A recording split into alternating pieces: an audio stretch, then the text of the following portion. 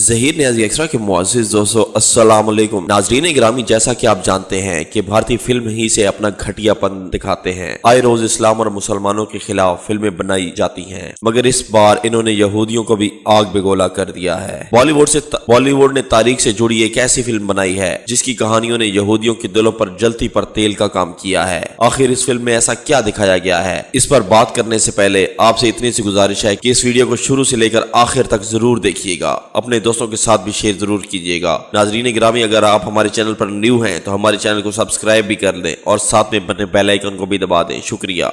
21 जुलाई 2023 को बॉलीवुड के मशहूर अदाकार विरदम धावा की फिल्म मंजर आम पर आई है, जिससे इसराइल दुनिया भर के यहूदियों के दिलों को नुकसान पहुंचा है। इनका मौक़िफ़ है कि इस फिल्म में तारीखी वाक़यात की गलत तशरीह की गई है और इनकी तारीख को झूठा बनाकर पेश किया गया है। दरअसल इस फिल्म की कहानी एक शख्स और इसकी बीवी के घर से शुरू होती है जो अपनी जिंदगी से खुश नहीं है। इनकी आपस में मामलात ठीक नहीं होते और इनकी बीवी की बीमारी की वजह से वो दिन रात परेशान रहते हैं। इसकी बीवी को एपिलेप्सी की बीमारी है, जिसकी वजह से इसे अक्सर दौरे पड़ते हैं। जब वान को ये मालूम होता है तो वो अपनी बीवी से भीगी बिल्ली की तरह बर्ताव करना शुरू कर देता है। फिल्म में वान धावन एक उस्ताद है जो तारीख की तालीम देता है, जबकि एक दिन कॉलेज में पढ़ाते वक्त इसके तलबा के दरमियान एक सख्त बहस शुरू होती है जो दूसरी जंग अजीम पर मबनी है। बहस के नतीजे में गुस्से में आकर एक तालिब इल्म को थप्पड़ मार देता है और पेशा वाराना जिंदगी की मुश्किलात बढ़ने लगती हैं। वो तालिब इल्म एक MLA का बेटा है, जिसकी वजह से इनकी मुश्किलात में इजाफा हो जाता है और इन मुश्किलात को मद्देनजर रखते हुए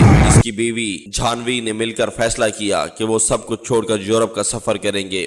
लिहाजा यूरोप के सफर में ये दोनों मुख्तलिफ मकामात का दौरा करते हैं, जहां पर 1930 में दूसरी जंग अजीम के वक़ुआत होते हैं। इन मकामात में जर्मनी और पोल शामिल हैं, जहां पर मशहूर वाक़या हुआ था। नाजरीन गिरामी, होलोकॉस्ट एक ऐसा वाक़या है जो यहूदियों पर हिटलर की तरफ से हुआ था। आपको बताते चले कि हिटलर यहूदियों से इंतहा नफरत करता था। इस नफरत के नतीजे में हिटलर ने यहूदियों को चुन चुन कर खत्म किया। तारीख के मुताबिक 60 से 70 लाख यहूदियों को हिटलर ने देखते खत्म कर दिया। वो पूरे मशरकी यूरोप से यहूदियों को पकड़ कर इन्हें दर्दनाक हरब इस्तेमाल करके इबरत का निशाना बना देता था। तारीखदानों का कहना है कि इन कैंपों में लोगों ने एक बड़ी जमात को कैद करके इन पर जहरीली गैस छोड़ दी जाती या फिर बंदूकों से गोलियां चलाकर एक ही बार में इन्हें खत्म कर दिया जाता। लिहाजा जब वन धावन इन जगहों से गुजरता है तो एक टीचर की हैसियत से वहां के हालात व वाकयात बयान करना शुरू कर देता है। इस फिल्म में दिखाया जाता है कि किस तरह हिटलर ने यहूदियों को दर्दनाक तरीकों से खत्म किया। कहा जाता है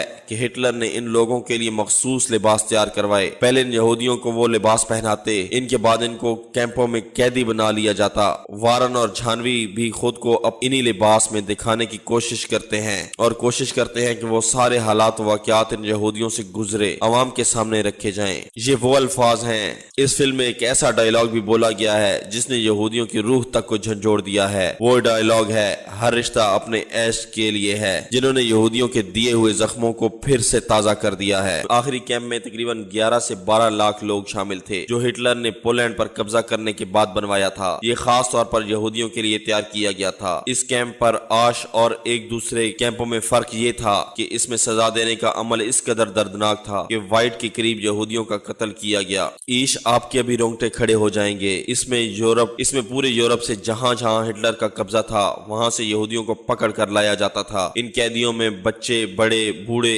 हर तरह के लोग शामिल थे। इनमें सबसे पहले ये कहकर इन लोगों के कपड़े उतरवा लिए जाते थे कि इनके लिबास पर कपड़े पड़ने और आलूदा होने की वजह से इन्हें साफ करवाया जा सके। इस कैंप में हिटलर ने इन यहूदियों को सजा देने के लिए खास मशीनें तैयार करवाई थी। मर्दों और औरतों के बाल कटवा देने के बाद इन बालों के कालीन तैयार करवाए जाते थे। इनके जिस्मों के मुख्तलिफ मशीनों के जरिए टुकड़े टुकड़े करने के बाद मुख्तलिफ केमिकल्स के जरिए एक मवाद की शक्ल दी जाती है, जिसे बाद में खाद के तौर पर जमीनों और फसलों में डाल दिया जाता। दोस्तों, यहाँ सवाल ये पैदा होता है कि आखिर क्या वजह थी जो हिटलर ने यहूदियों पर यूं जुल्म ढाए। तो मैं आपको बताता चलूं कि पहली जंग अजीम से पहले यहूदी फलस्तीन में रहते थे, लेकिन रोमियो ने इनका कदीम जमाने में वहां से बेदखल कर दिया और यहूदी वहां से निकल कर दुनिया के मुख्तलिफ जगहों में आबाद होने लगे। पहले जंग अजीम के बाद जर्मनी को बड़ी शिकस्त का सामना करना पड़ा, जिस वजह से जर्मनी 1920 और 1923 तक मुआशरती तंगी का शिकार रहा। वहां के लोग भूख से मरने लग لگ گئے، لہٰذا اس بات کا بدلہ لینے کے لیے ہٹلر نے اپنی پالیسیوں میں یہودیوں کو ختم کرنے کا ایک پیچیدہ منصوبہ بنایا، اور یہی وجہ تھی کہ ہٹلر کے دل میں یہودیوں کے لیے اتنی نفرت پیدا ہو گئی اور اس نے 60 سے 70 لاکھ کے قریب یہودیوں کو دردناک موت میں ڈال دیا۔ اس کے الزام بہت سے جرنیلوں کے بھی سر لگایا گیا، لیکن دنیا بھر کے یہودیوں کے دلوں میں ہٹلر کے لیے نفرت آج بھی ختم نہیں ہو سکی۔ اسرائیل اور یہودیوں کا کہنا ہے کہ اس قلم بوال میں ہٹلر کے ظلم و ستم کو بہت کم کر کے دکھانے کی کوشش کی گئی ہے، اور اس کے ساتھ ساتھ اس فلم میں جھانوی کپور ایک ڈائیلاگ بولتی ہے کہ ہم سب سے تھوڑے بہت ہٹلر جیسے ہیں۔ اس ڈائیلاگ میں یہودیوں کے غصے کو آسمان پر پہنچا دیا۔ ان کا کہنا ہے کہ ہولوکاسٹ کے واقعے نے ہمارا سماج اور ہماری نسلوں کو تباہ کر کے رکھ دیا تھا، اور دنیا کو اس بات کی آگاہی نہیں ہے کہ اس واقعے میں ان کی زندگی پر کیا اثر پڑا ہے۔ دوستو، آج ہم سب جانتے ہیں کہ اسرائیل اور یہودیوں کی انڈیا کے ساتھ بہت اچھے تعلقات ہیں۔ اس واقعے کے بعد بہت ناراضگی کا اظہار کیا ہے، امبیسی تعلقات ہیں، لیکن اسرائیل کا کہنا ہے کہ دنیا کو اس واقعے سے آگاہ کیا جائے، انہیں بتایا جائے کہ کس طرح ہٹلر نے ان پر ظلم کے پہاڑ ڈھائے۔ بائیکاٹ انہوں نے اس فلم کا بھرپور کیا۔